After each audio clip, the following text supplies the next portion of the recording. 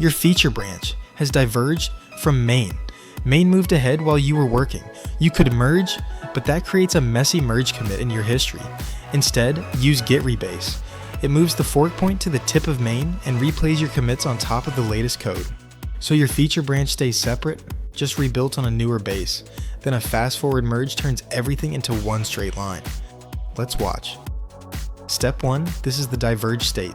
Feature branched off from M2, while main continued forward to M4.